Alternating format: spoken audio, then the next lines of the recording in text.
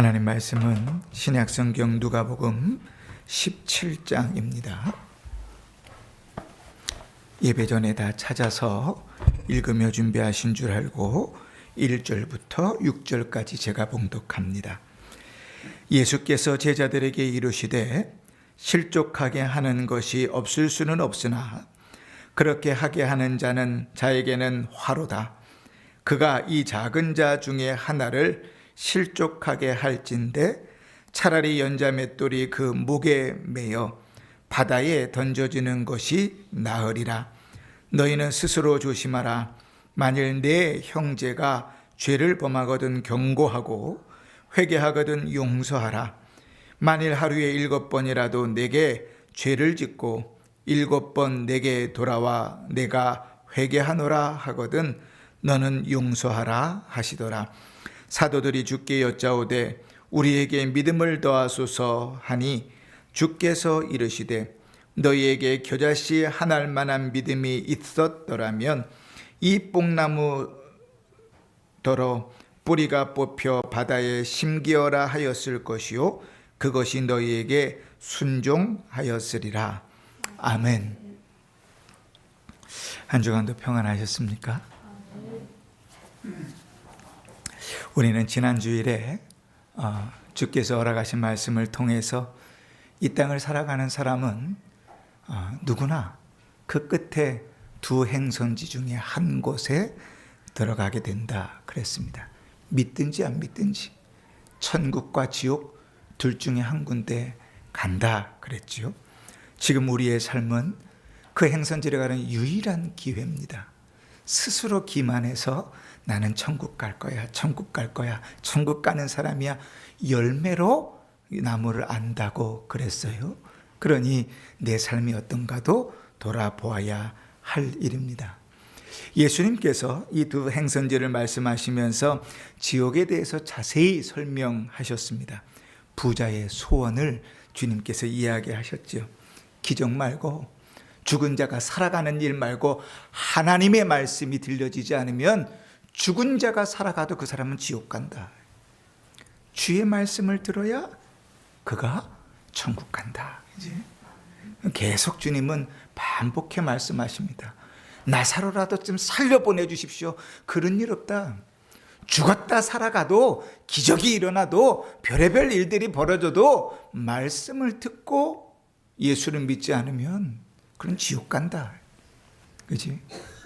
오늘 지난주일 말씀 가운데 여러분 은혜들을 많이 받으셨을 줄 알고 특별히 또 월드비전에서 우리 감사노트 한 주간 동안 매일같이 읽으시면서 여러 사람들이 그렇게 하나님을 만났던 간증들을 들으시면서도 은혜가 많이 되셨을 줄 압니다. 오늘 이제 누가복음 17장에 들어섰습니다. 오늘 말씀은 참 우리로 하여금 대단히 속상하게 하는 말씀을 주님께서 하고 계십니다. 예수님께서 설교하시면서 잘 될 거야, 복 받을 거야, 뭐 이런 얘기만 하시면 얼마나 좋겠어요. 그렇죠? 근데 오늘 주님께서요, 경고하고 계십니다. 오늘 주님께서 우리의 삶에 너무나 명확한 한계를 보여주십니다. 그러면서 그렇게 살지 말아라 주님 말씀하세요. 오늘 예수님은 우리에게 흔한 거짓말이나 욕심이나 미워함이나 속임이나 우리가 흔히 저지르게 되는 죄에 대해서 말씀하고 계시지 않습니다.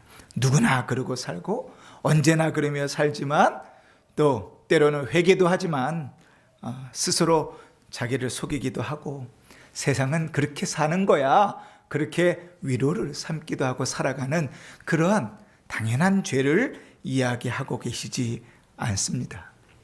오히려 나는 한 번도 그런 적이 없는데, 나는 아무리 생각해봐도 그런 사람을 떠올려지지가 않는데 라고 생각하는 죄에 대해서 말씀하고 계십니다. 여러분 오늘 말씀을 들으면서 스스로 돌아볼 때 나는 그런 적이 없어, 나 때문에 그런 사람은 없어 라고 생각하신다면 빨리 회개하시는 기회가 되기를 바라고 주님의 말씀 가운데서 은혜를 받아 믿음으로 설 수 있기를 바랍니다. 오늘 1절을 보니까 예수님께서 이렇게 말씀하십니다. 예수께서 제자들에게 이르시되 실족하게 하는 것이 없을 수는 없다, 이렇게 말씀하십니다. 실족하게 한다는 말은 시험에 들게 한다는 말이죠. 근데 없을 수는 없다, 부정을 2번 얘기하시면서 예수님 강조하세요. 누구나 실족하게 한다. 언제나 실족하게 한다. 그 말씀을 돌아보면서 저도 그렇게 생각해 봤어요. 아, 나도 실족하게 할 수 있구나. 근데 여러분 한번 생각해 보세요. 인생에 사람들을 실족하게 하면서 많이 사셨습니까? 꽤 괜찮게 사신 것 같습니까? 실족하게 한다는 것은 덫, 장애물, 이런 뜻입니다.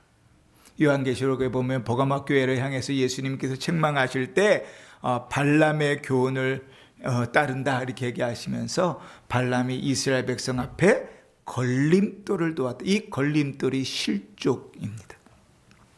그러니까 형제를 시험에 빠뜨리는 것을 얘기하는 거예요.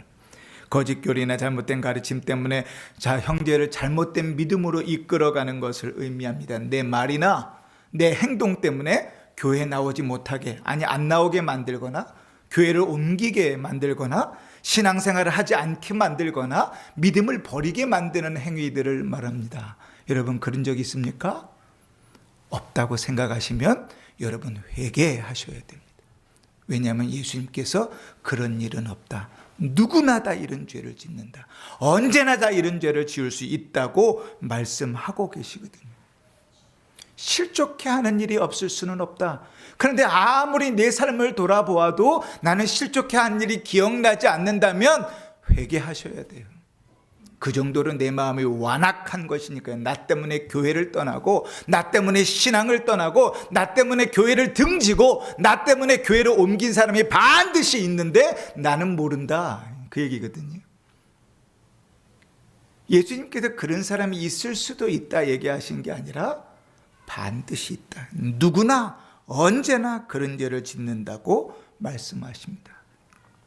이 세상은 죄가 만연한 세상이지요.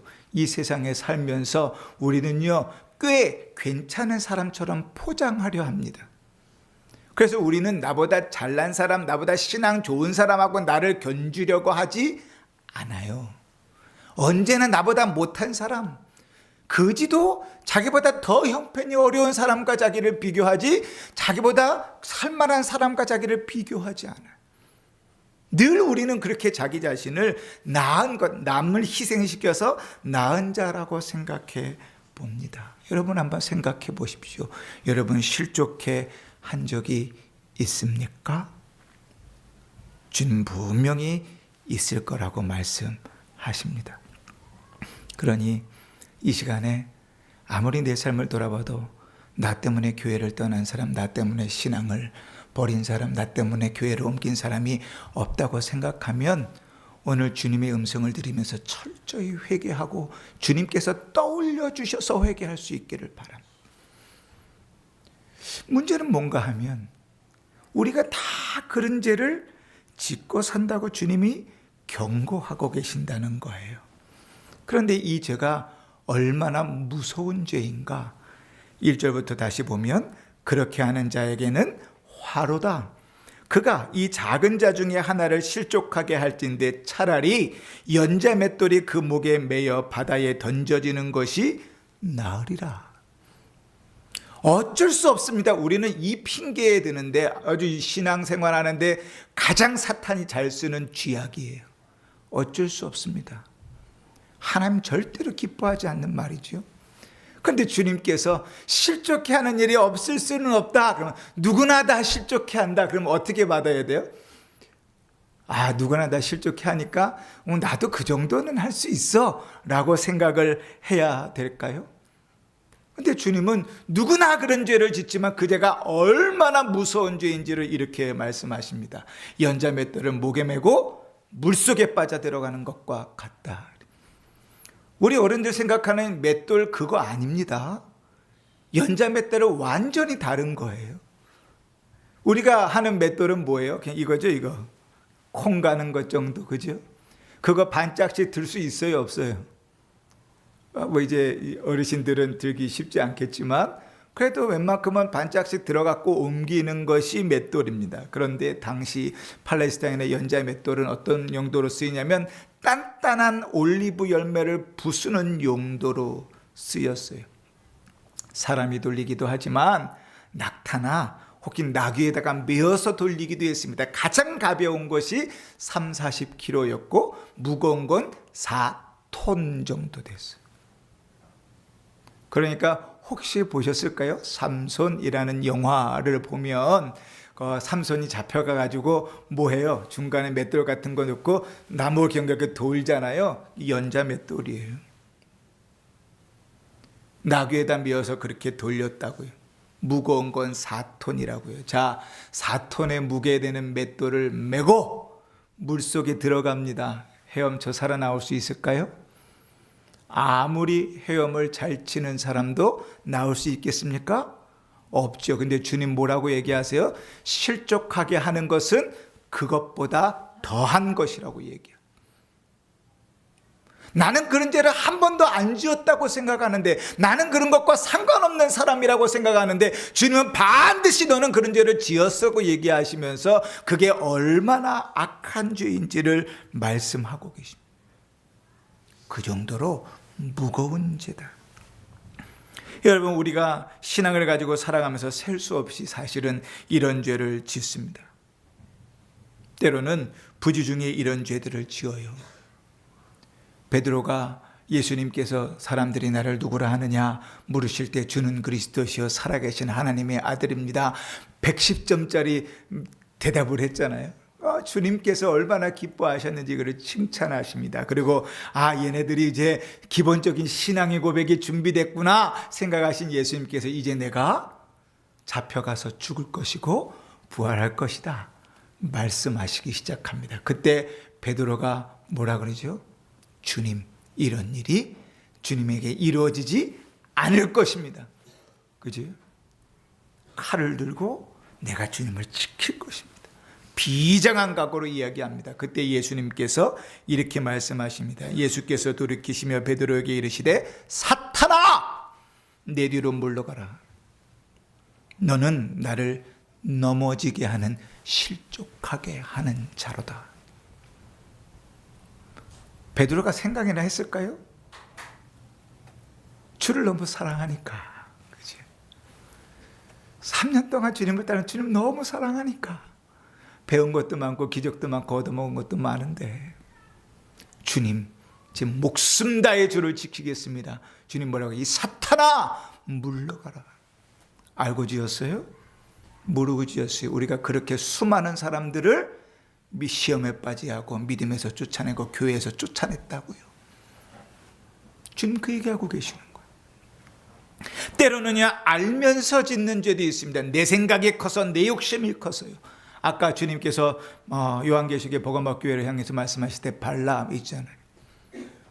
성경에 짐승이 얘기하는 장면이 딱 3군데 나옵니다. 그지? 에덴 동산에서 뱀이 사람의 말을 하고 요한계시록에서 천상의 그 짐승 같은 천사가 말을 하고 그리고 나서 마지막 한 개는 이 발람 선지자에게 말했던 나귀였어요. 오죽하면 주님께서 오죽 답답하면 짐승의 입을 열어서까지 말하셨을까? 하나님 말씀대로만 해라. 근데 발라 왕이 주는 그 물질이 너무 탐나는 거예요. 그러니까 대놓고는 대놓고는 저주하지 못하지만 돌아오면서 발락에게 어떻게 하면 이스라엘 백성들이 죄를 지을 수 있는지 귀뜸해 줍니다. 그래서 평생 요한계시록까지 이 발람의 죄는요 거론이 돼요. 올무지요. 이방신들에게 제사할 때 그들을 초청해서 함께 간음함으로 주님을 떠나게 만들고 죄를 짓게 만듭니다. 요한계시록에 보면 이 발람이 행한 짓을 뭐라고 얘기했냐면 이스라엘 자손 앞에 걸림돌을 두었다. 실족해 했다고 말합니다. 우리가 살펴봤던 것처럼 알게 하든 모르게 하든 우리는 그런 죄를 짓고 삽니다. 근데 그 죄는 정말 무거운 죄입니다. 정말 무거운 죄 말이죠. 그러면서도 우리는 스스로 괜찮다고 위로하죠. 나 때문에 교회 나간 사람 생각해도 나 때문에 교회 나갔다고 절대로 생각하지 않죠. 그죠? 나 때문에 시험에 들고 나 때문에 신앙생활을 안 하는데 그렇게 생각하지 않죠. 스스로를 기만하고 속입니다. 스스로를 위로합니다. 그 정도 말은 할 수 있잖아. 그 정도 행동은 할 수 있잖아. 이 정도는 다 그렇게 사면서 살아. 그렇게 위로합니다. 차라리 연자맷돌을 메고 물속으로 들어가지. 그렇게 영혼들을 시험에 빠지게 하고 죽여가면서 살아오는데 스스로는 위로하고 나는 예배도 드리고 예배 자리에도 앉아있고 스스로 위로하면서 사는 거죠. 그러나 주님 말씀하십니다. 결코 가벼운 죄가 아니라고요. 아무리 자기 자신을 합리화해도 주님만큼은 용납하지 않으십니다. 용서하지 않으십니다. 그러면 여러분, 신자는 어떻게 살아야 될까요? 아니, 죄 짓지 않고 사는 사람이 없잖아요. 신자라 할지라도 죄를 짓잖아요. 근데 주님께서 실족해 하는 일을 누구나 지을 수 있다고 얘기하면, 아니 누구나 짓는다고 얘기하면 분명히 나 때문에 시험에 빠진 사람이 있고 나 때문에 교회를 떠난 사람이 있고 나 때문에 믿음을 버린 사람도 있을 텐데 어떻게 살아야 될까? 오늘 말씀 가운데서 크게 두 가지로 좀 나눠 생각해 보려 합니다. 첫 번째는 스스로 조심해야 됩니다. 정신 바짝 차리고 내 삶을 살펴야 됩니다. 언제나 사탄 마귀는 작은 틈도 주지 않습니다. 우리가 생각 없이 내뱉었던 말이나 아니면 계획하고 생각했던 행동들 그 모든 것을 써서 사단은 우리가 그 덫과 올무와 실족해 하는 자가 되게 만듭니다. 우리를 죄짓게 하고 우리로 인하여 타인의 신앙을 흔들어 놓습니다. 여러분 부부간에요. 제일 사탄 짓을 언제 하는지 아세요? 주일 아침에 예배 드리러 가야 되는데 싸우지요. 그러면 둘 다 서로에게 사탄이에요. 주일 아침에 싸우고 나면 앉아서 예배 드리는 게 편해요? 그래도 예배 자리에 나오니까 주의 성령께서 나를 편안하게 만들어 가세요? 아니에요. 그때부터 죽을 힘을 다해 싸우는 거예요. 죽을 힘을 다해서. 예배를 잘 드리기 위해서, 시험에 빠지지 않기 위해서. 아니 아침에 그 얘기만 하지 말지, 그것만 건드리지 말지. 괜히 부부싸움 해가지고 와서 그냥 주일날 예배도 제대로 못 드리고 그 예배를 망치고 나면 하루 찜찜하고요. 한 주간을 다 망치는 거잖아요. 그 서로가 서로에게 사탄이에요. 그지? 걸림돌이 되는 거죠. 믿음을 좀 먹게 하고 깎아먹게 만드는 거죠. 성경은 스스로를 잘 살피라고 얘기합니다. 스스로 조심하라는 말을 조금 더 유식한 말로 바꾸면 이런 말이 됩니다. 근신하라. 근데 베드로 사도는 이 근신이라는 말이 나올 때마다 어떻게 얘기했는가? 베드로전서 4장 7절에 만물의 마지막에 가까웠으니 너희는 정신을 차리고 근신하여 기도하라. 왜요? 너희 대적 마귀가 우는 사자와 같이 너희를 삼키려고 애쓰니까. 베드로전서 5장 8절 9절에도 근신하라, 깨어라. 너희 대적 마귀가 우는 사자와 같이 두루 삼키며 다니며 삼킬 자를 찾는다. 이 근신이라는 말은 자기의 말이나 행동을 스스로 삼가하고 조심한다는 말이죠. 근신해야 돼요. 스스로를 조심해야 합니다. 그럼 어떻게 조심해요? 하나님 말씀에 이것이 맞는가를 늘 점검하고 말하고 점검하고 행동해야죠. 그래도 실족해 하는 일이 있을 수 있어요. 아까도 말씀드렸지만 베드로가요, 예수님 거 빨리 죽어버렸으면 좋겠어서, 빨리 십자가에 못 박혀 죽어버렸으면 좋겠어서 그랬습니까? 아니에요. 주님 너무 사랑해서. 그런데 주님은 걸림돌이라고 얘기하십니다. 우리가 하나님 말씀에 잘 서 있어도 쉽지 않아요. 그러나 하나님 말씀에 잘 서 있어야 돼요. 그래서 잠언 1장 4절에 보면 솔로몬은 이렇게 말합니다. 어리석은 자를 슬기롭게 하며 젊은 자에게 지식과 근신함을 주기 위한 것이 뭐예요? 말씀을 듣고 배우는 거예요.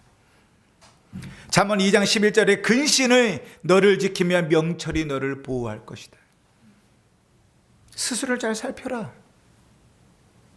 말할 때 내가 지금 왜 이 말을 하는지, 이게 문제가 되는지 앞뒤를 다 살펴야 돼요. 내가 행동할 때 두 번, 세 번 생각하면서 그 행동을 조심해야 돼요. 왜요? 그게 걸림돌이 될 수 있으니까. 시험거리가 될 수 있으니까. 누군가는 그것 때문에 믿음을 버리고, 누군가는 그것 때문에 교회를 떠나고, 누군가는 그것 때문에 상처를 받으니까. 여러분, 우리 교회에도 그런 분들이 있습니다. 여러분들은 별로 생각을 안 하죠. 목사가 목회를 잘못해서 그렇다고 생각하죠. 근데 저는 그 석속들의 내용들을 알잖아요. 어떤 일은 저한테도 상처받고, 어떤 일은 여러분들에게 상처를 받고 교회를 떠난 분들이 계십니다. 근데 본인은 정작 몰라요. 그 속상한 일이죠, 그죠? 우리는 근신해야 됩니다. 그래서 바울이 이렇게 표현했어요. 그런즉 우리가 다시는 서로 비판하지 말고 도리어 부딪힐 것이나 거친 것을 형제 앞에 두지 않도록 주의하라. 걸림돌 되지 말아라. 그치? 쉽지 않은 일입니다. 스스로 살펴도 쉽지 않은 일입니다. 두 번째는요, 이렇게 말씀하십니다. 경고하고 용서하라. 3절에 보니까 만일 내 형제가 죄를 범하거든 경고하고 회개하거든 용서하라, 이렇게 말합니다. 경고한다는 것은 잘못에 대해서 책망한다는 거예요. 근데 우리는 벌벌벌벌 떨지요. 이게 잘 안 돼요. 잘못하는데 경고를 못해요. 왜? 경고하면 아직껏 교회가 여기만 있어? 떠나버릴까 봐. 그죠? 분명히 신앙에 문제가 있어요. 말을 못해요. 들으려 하지 않거든. 삐치면 교회를 나가버리고, 얘기하면 미워해버리고. 그치? 그런데 경고하라고 주님 분명히 말씀하십니다. 경고하라. 그리고 용서하라. 그렇게 말씀하세요. 이 말씀은 두 가지, 두 대상을 나눠서 생각해 볼 필요가 있습니다. 첫 번째는 자기 자신과 관계해서예요.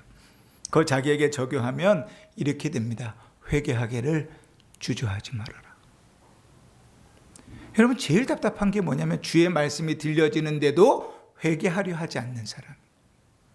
어쩔 수 없어요. 모태신앙인 사람들, 신앙생활 오래 한 사람들이 제일 그래요.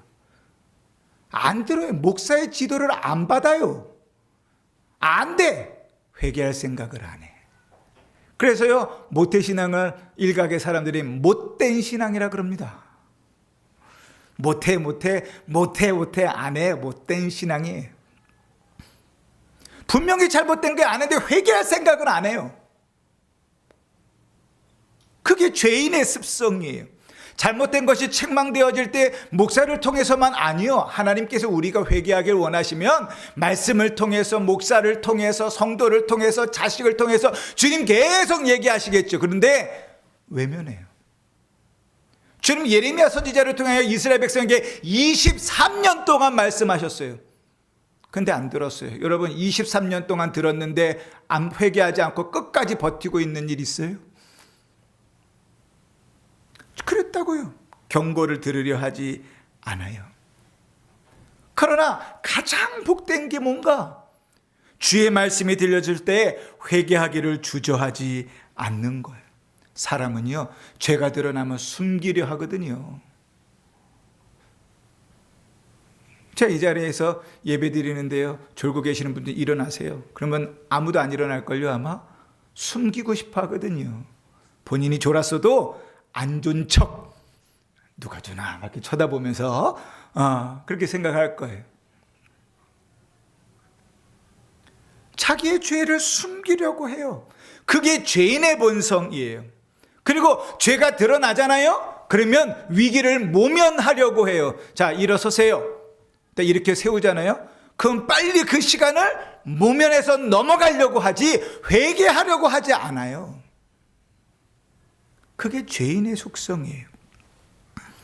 이스라엘 백성을 출애굽시킬 때 하나님이여 바로에게도 9번이나 기회를 줬어요.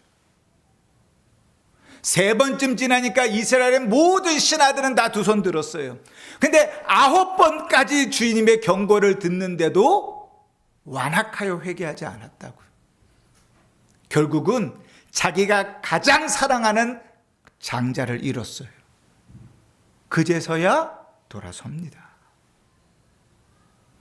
여러분, 인간의 악함은 그래요. 회개하려고 하지 않고 회개해야 되는 순간이 되면 위기만 모면하려고 해요. 창피하거든요. 앞에서 보면 예배를 잘 들으시나 안 들으시나 다 보이거든요. 그 제일 답답한 게 뭐냐면 신앙이 없는 사람들이 예배를 잘 못 드리고 있으면 그래도 마음이 너그러워져요. 아이고, 앉아있는 게 얼마야 이렇게 생각됩니다. 근데 교회쯤 다니고 콧방귀 좀 낀다는 분들이 예배를 잘 못 드리면 막 속이 뒤집혀요. 도대체 이게 뭔가? 왜 이러고 있나? 어제는 뭐 하셨나? 별의별 생각이 다 들어요. 제가 예배 드리는 것도 방해가 되죠. 여러분, 우리는 회개하려 하지 않아요. 쉽지 않아요. 그런데 여러분, 복된 건 뭡니까? 주님께서 회개하면 용서하라 그러시잖아요. 얼마까지 용서하라고 그러고요? 뭐라고 표현하십니까? 예수님께서 4절에 하루에 7번이라도 내게 죄를 짓고 7번 내게 돌아와 내가 회개하노라 하거든 너는 용서하라. 여러분, 7이라는 숫자는 참 재밌는 숫자예요. 그냥 숫자로 7번일 수도 있지만 성경의 완전수니까 무슨 얘기예요? 하루에요 계속 회개하고 돌아와도 그가 정말 회개했다면 받아주라는 거예요. 그 얘기는 다시 바꿔 얘기하면 뭐예요? 우리가 어떠한 죄를 지었더라도, 하루에 얼마나 많이 죄를 지었더라도 주님 앞에 회개하기를 주저하지 않으면 주님은 얼마든지 우리를 용납해 주신다는 거예요. 받아주시는 거예요. 우리의 억울함과 우리의 연약함과 우리의 악함 가운데서 깨달을 때마다 주님 앞에 무릎을 꿇으면 하루에 10번, 20번, 30번 무릎을 꿇을지라도 주님은 받아주신다고요. 근데 그걸 안 해. 그걸 안 해. 그래서 완악한 대로 그대로 가는 거죠.